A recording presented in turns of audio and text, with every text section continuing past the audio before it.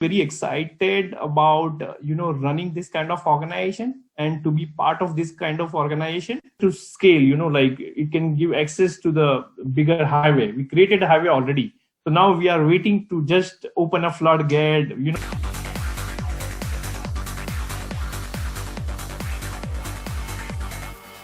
Hello everyone, welcome to another edition of Token Topics. I hope everyone out there is doing well and staying safe. The topic of this video is XDC. We will go over an update to see what's going on with the XINFIN community.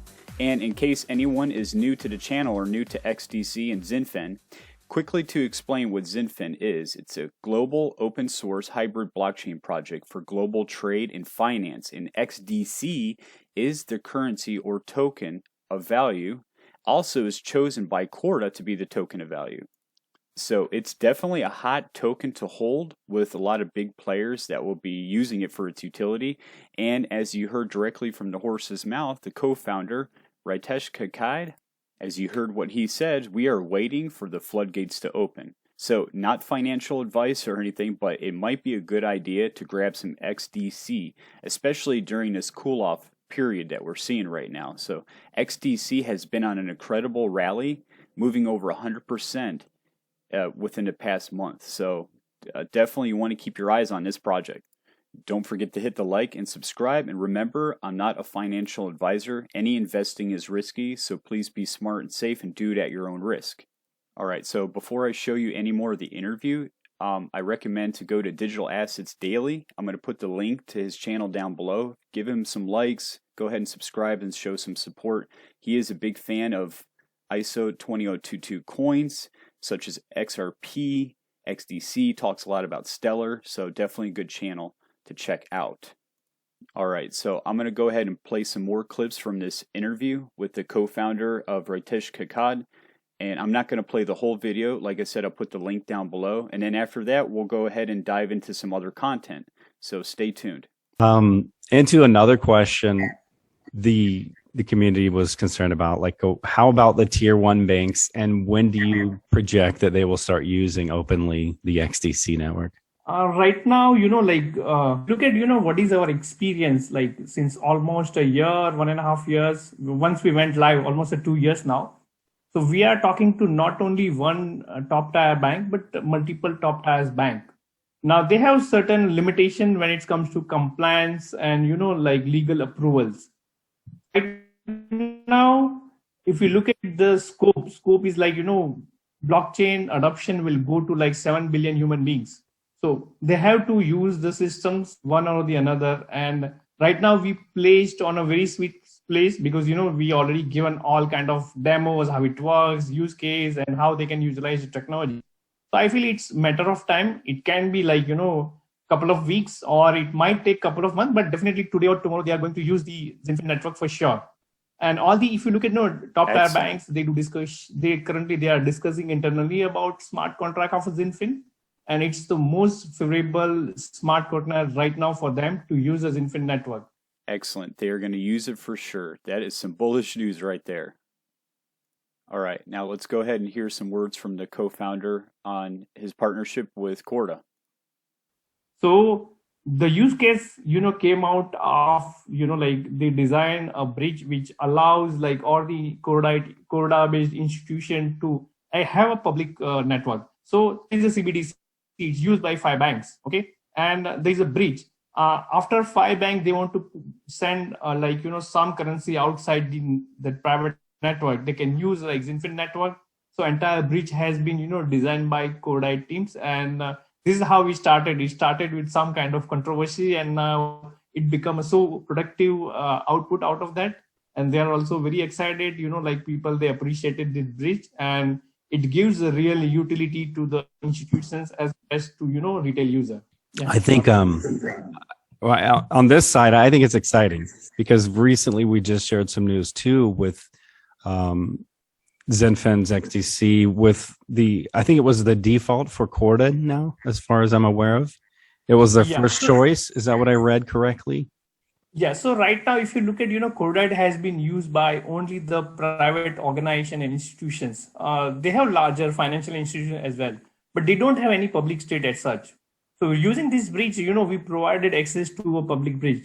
As I mentioned, whether they are using CBDC within their CODA networks and they want to send certain portion of currency outside the CODA network, they can use bridge of XINFIN. So right now, if you look at the public blockchain, XINFIN is the only integrated with the CODA network. That's exciting.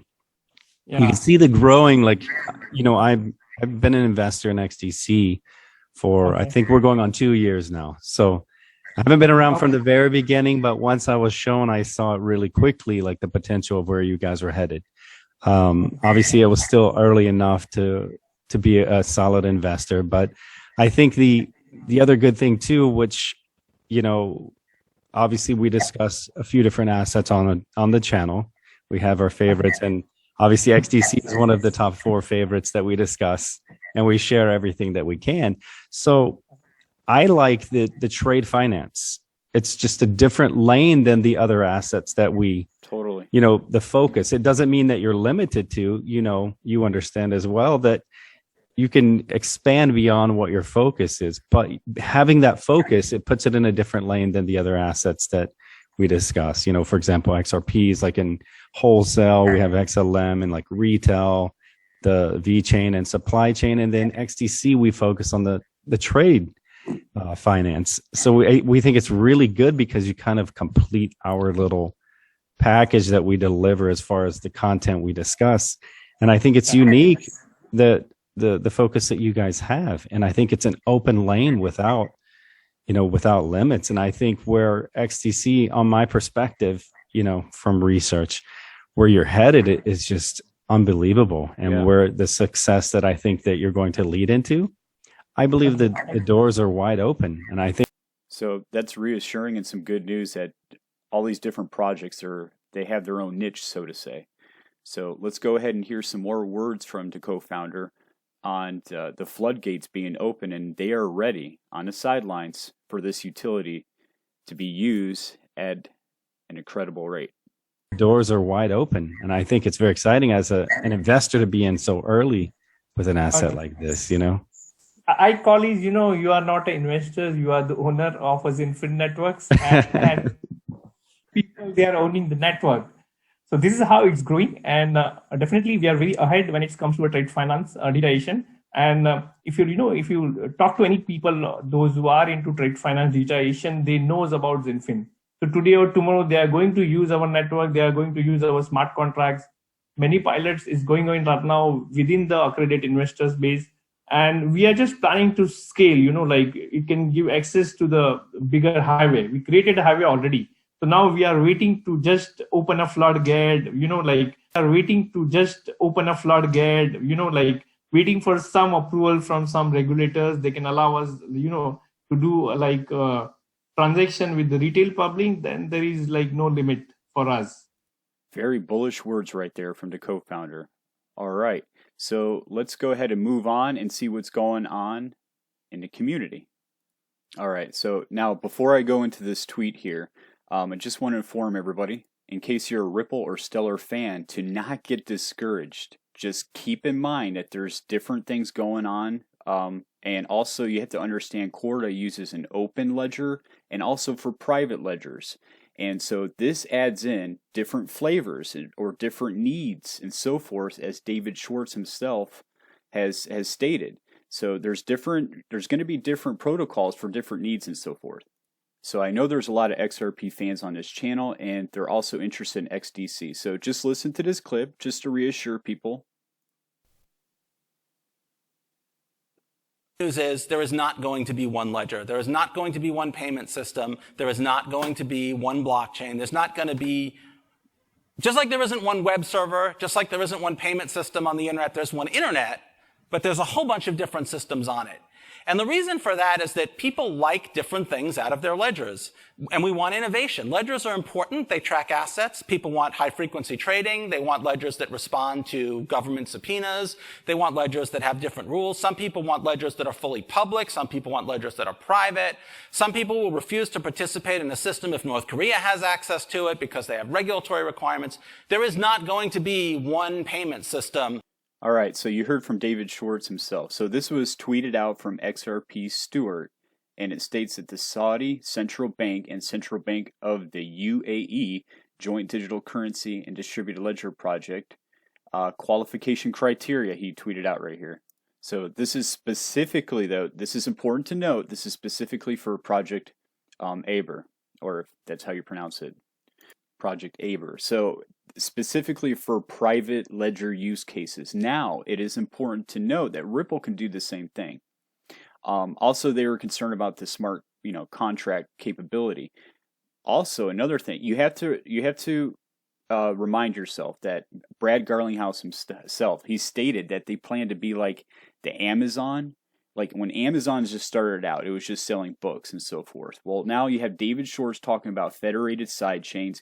We're going to see new use cases coming out from it, okay, from this technology. So as I stated before, don't get discouraged. Don't think that the UAE is not going to use Ripple, because that's definitely not the case. In fact, I want to show you this clip right here. Another one that it got some attention, but I particularly am very excited about, is we added the Saudi Arabian Monetary Authority, the Central Bank of Saudi Arabia, as a customer of Ripple's. And they joined Bank of England as a customer, as a central bank engaging with us.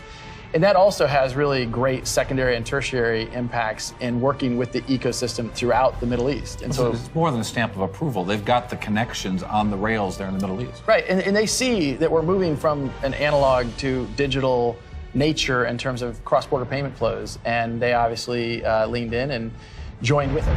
All right, so if you're an XRP holder or Stellar holder, don't worry, everyone. This is, you still have your use cases, okay? So don't worry about that. But now for XDC, this is extremely bullish, and this is really good news right here. So it says that, note, public blockchain protocols such as Ripple and Stellar, which are often positioned for cross-border remittances use cases, were ruled out because of the obvious need for permissioning and privacy for an interbank payment use case, which these protocols didn't support. But going back to, as I stated, like the Amazon thing, the side chains. And also, I think Ripple has a private ledger, and I'm going to check into that in just a second. So, the applications of the qualified criteria resulting in the short listings of the following 3 DLTs. So, you got R3, Hyperledger, Fabric, and JPM. All right, now this seemed like it was a good response. This was tweeted out from Enigma. So, being a CBDC, or central bank digital currency, is not the use case of XRP. It was a bridge currency between CBDCs. So lately, private XRP ledger occurrences does have that use case. So just to state, everybody, so this was posted back in March 2021. So pretty recent. So Ripple pilots private ledger for central bank digital currencies. So there you go. You got a private ledger. And that goes back to what I believe, David Shorts was saying. There's going to be different flavors, basically. You also have to keep in mind that not everything has to run through Corda. If Bank A and Bank B have direct relationship, if they're using Ripple's technology, they could just send those payments directly. So there's all different types of situations and so forth that people have to understand. So I see this, my personal opinion is, I think that this is well thought out, planned. I believe that since before the 80s, the 1980s, that they had all this planned out. And I think that we have like XINFIN to do like the global trade side of things. We got Stellar for more of like retail and so forth. And then we got like the wholesale with Ripple. My personal opinion, all right, is that this was all planned out, and they each have their use case. I don't think that they're going to be like competing and so forth, okay? And also, I'm going to go into an XRP video actually after this, but also that Corda is kind of like the mixing pot, the mixing pool for all these different options, all these different financial institutions and banks can, whatever their needs are, can go through that pool of liquidity and so forth, okay? So, but yeah, Ripple coming out with these federated sidechains, pretty cool. All right, so this was tweeted out from Walter Bleu, and in case you're on Twitter, I'm going to put the link down below so you can follow him. He puts out really good XINFIN stuff. All right, so this was tweeted out, and this is a quote from Vijay Mendolka, and this says, "The time it takes for a ship to move goods is faster than the time it takes documents to move between the importer and exporter." Well, welcome to XDC and XINFIN technology. I mean, as you can see, statements like that is showing the value and the true purpose of XDC is going to be substantial. All right. He also tweeted out this. It shows the XDC wallet growth. And look at this. This is right here. You can see July 5th, 2021. Look at the wallet size growth. I mean, that's incredible. And I only see it going up more and more as time goes on. So this is very bullish news. It signals, it should signal to everybody that it's becoming more mainstream. And then you can see here's a rich list. And I'm going to put the link to this down below so you can look over these statistics. All right, and last but not least, I want to show you these beautiful silver XDC coins that are made by Sakamoto Metal. And I'm going to put the link down below in case you would like to purchase one. You can do so. You can just message him. I believe there's already a couple people from the channel that have reached out to him and purchased one. When you do receive it, please go ahead and comment down below and let me know how it turned out. Clip. And so there you have it. That's the finished product. So if you're interested in purchasing one of these, like I said, I'm going to put the link to his Twitter down below. And so you can just message him. And it's pretty awesome. Here, and I'll show you his Twitter account. So Sakamoto, right there. And he does all kinds of different creations. All right, everyone. I hope you enjoyed the video. Go ahead and comment down below what your thoughts are. Are you bearish? Are you bullish on XINFIN? Are you a holder of XRP, Stellar, and XDC? I'm curious to know. I want to say thanks for watching another edition of Token Topics, and take care out there.